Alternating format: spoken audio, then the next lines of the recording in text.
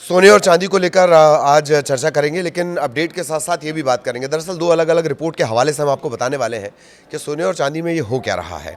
खास तौर पर चांदी, और चांदी में इस गिरावट की वजह क्या है, 1980 से इसकी तुलना क्यों की जा रही है, इसके अलावा आज क्या स्थिति है वो तो अपडेट में हम बात कर लेंगे। दो अलग अलग रिपोर्ट हैं, क्यों ये स्थिति बनती है और आखिर इसको समझने में ये नाकामी कहाँ आ रही है। चूँकि दो अलग अलग रिपोर्ट होंगी तो हो सकता है कुछ कॉमन पॉइंट्स भी निकल कर आए, लेकिन इस वक्त ताज़ा अपडेट क्या है, प्राइस को लेकर अपडेट क्या है वो आपको बता दें। सोने चांदी के दाम में फिर 6 फरवरी को भी गिरावट दर्ज हुई है, और Indian Boolean and jewellers association IBJA, कौन सा, फिजिकल खरीदारी सोने की, मैं आपको बार बार ये क्लियर करता हूँ, उसके हिसाब से देखा जाए तो चांदी की कीमत 13,155 रुपये और गिर गई है। 2,41,184 रुपये प्रति किलो पर चांदी है। पहले इसकी कीमत थी 2,54,000। 2 दिन में 41,000 रुपये चांदी में गिरावट आई है। 10 ग्राम 24 कैरेट सोने का भाव 1,013 रुपये कम होकर 1,51,000 रुपये पर आया है। इससे पहले ये 1,52,502 पर था। ठीक, 2 दिन में 6,669 रुपये की कमी, 669 की कमी सोने में आई है। सराफा बाजार में जो 29 जनवरी था 1,76,121, ये ऑल टाइम हाई रिकॉर्ड जो बना था वो हम आपको बता रहे हैं कब बना था, 29 जनवरी को। तब के बाद से लगातार यही चल रहा है।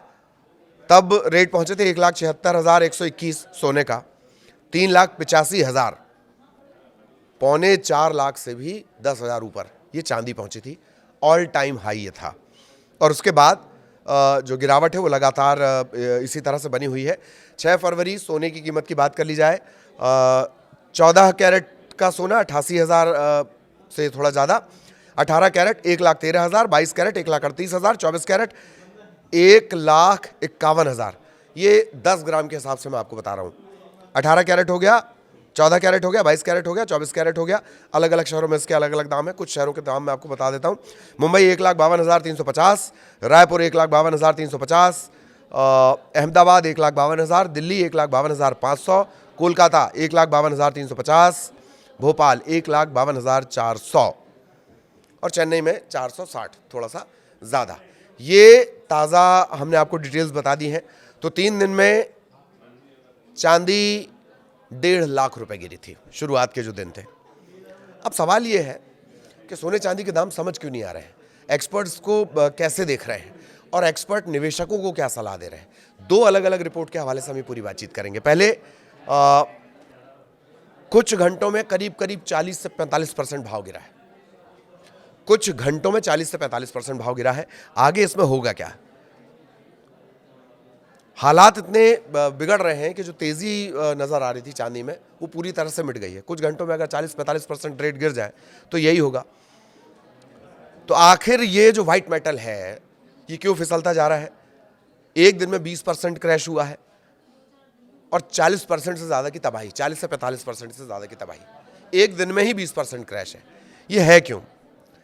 कमोडिटी बाजार में इस वक्त सबसे ज़्यादा डर चांदी को लेकर लग रहा है। कुछ दिनों पहले इसने हाई बना लिया था और उसके बाद से सिचुएशन बहुत तेज़ी से बदलती चली गई। जैसे ही इसने हाई बनाया था 4 लाख के करीब, जनवरी का जो हमने आपको बताया 29 जनवरी के आसपास का जो प्राइस है, और अब ये ऐसी फिसली है कि लगभग नीचे ही नीचे जा रही है। ये कितनी बड़ी गिरावट है? क्या इसे किसी गिरावट से इसका कंपेयर चल रहा है? 1980 से कंपेयर चल रहा है? पहले गिरावट पे बात करेंगे। गुरुवार को करीब 20% ये टूटा है इसका दाम। इसके बाद एशियाई कारोबार में गिरकर ये हो गई है $64 प्रति औंस, करीब करीब $64 प्रति औंस, और रिकॉर्ड हाई से तुलना करें 385 से अब तक ये 40% से ज़्यादा टूट चुकी है। पिछले महीने तेज़ी आई, वो पूरी ख़त्म हो गई। जनवरी वाले मंथ की तेज़ी पूरी ख़त्म हो चुकी है, ये मानकर चलिए। तो अचानक ऐसा क्या हुआ कि बाजार एकदम धड़ाम धड़ाम हो गया? इसकी वजह क्या बताई जा रही है? लिक्विडिटी की कमी। बाजार में खरीद फरोख्त करने वाले जो खिलाड़ी हैं वो थोड़ा पीछे हटने लगे। जब इतना फ्लक्चुएशन आया तो लोगों ने अपना पैसा डालना बंद कर दिया, पीछे हटने लगे। डर। डीलर और मार्केट के जो मेकर होते हैं वो अपने दामों के फर्क को बढ़ा देते हैं। ट्रेडिंग के लिए पैसा लगाने से वो बचने लगते हैं, और लिक्विडिटी सबसे कमज़ोर हो जाती है और कीमतें फिर तेज़ी से गिरती हैं। कैश फ्लो जो चल रहा था मार्केट का वो ख़त्म हुआ। एक्सपर्ट्स क्या कह रहे हैं? इन हालात में आपको करना क्या है? ये तो हम बता ही देते हैं आपको कि धैर्य रखना है आपको। प्राइस करेक्शन होंगे। लेकिन जो जानकार हैं, जो लगातार यही काम करते हैं, उनका कहना है कि मार्केट मेकर स्प्रेड बढ़ा देते हैं और बैलेंस शीट पर कम ध्यान देने लगते हैं, तब ये स्थितियां बनती हैं।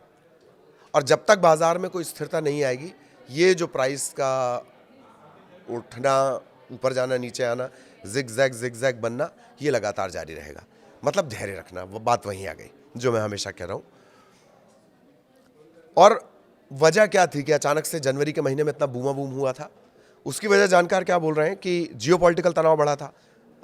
अमेरिका के बयान, ईरान के बयान, रूस यूक्रेन का चल ही रहा है मामला, चीन से सट्टेबाजी वाली खरीदारी भी तेज हो गई थी। और इसी वजह से निवेशकों ने भारी मात्रा में जो ETF और कॉल ऑप्शन के जरिए चांदी और सोने में पोजीशन बना ली।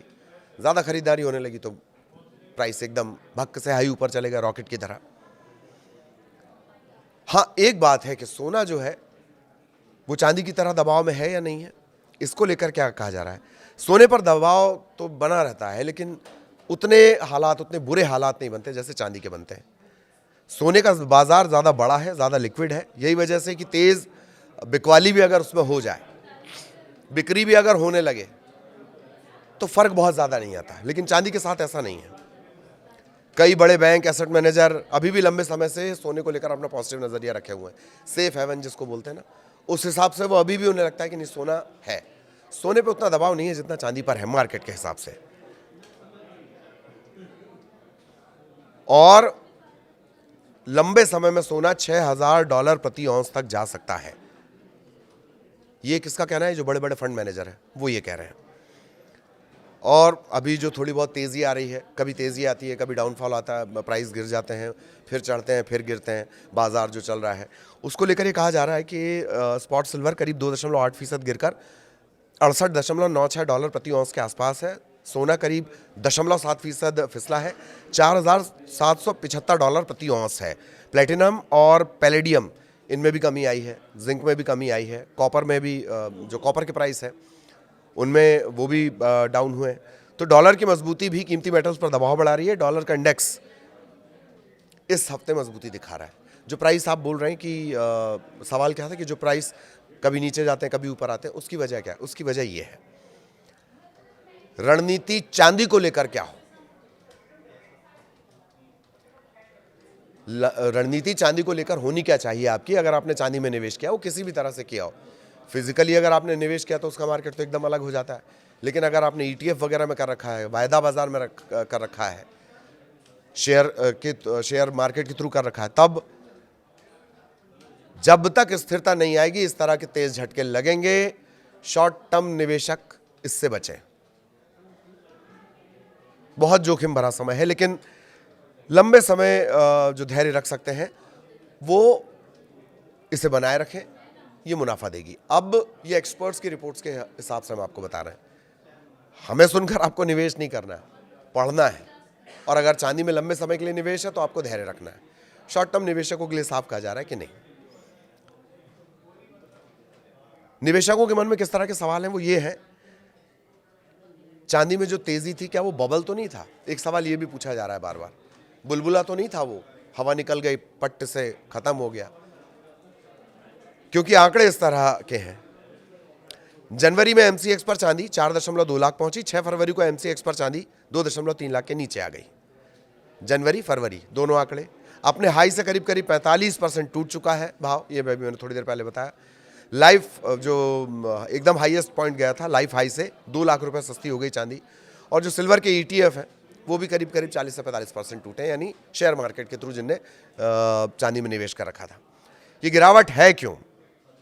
अमेरिका और चीन के बीच ट्रेड डील को लेकर टेंशन कम होना, ईरान अमेरिका के बीच टेंशन में कमी, भारत के साथ अमेरिका ने ट्रेड डील कर लिया, सब चंगा सी बढ़िया हो रहा है, अभी अच्छा होता हुआ नजर आ रहा है।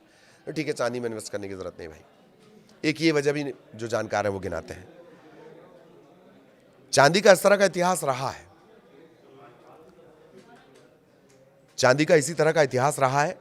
और अलग अलग जो जानकार हैं वो अलग अलग ETF भी सजेस्ट कर रहे हैं कि आप इसमें करें, आप इस ETF में जाएं।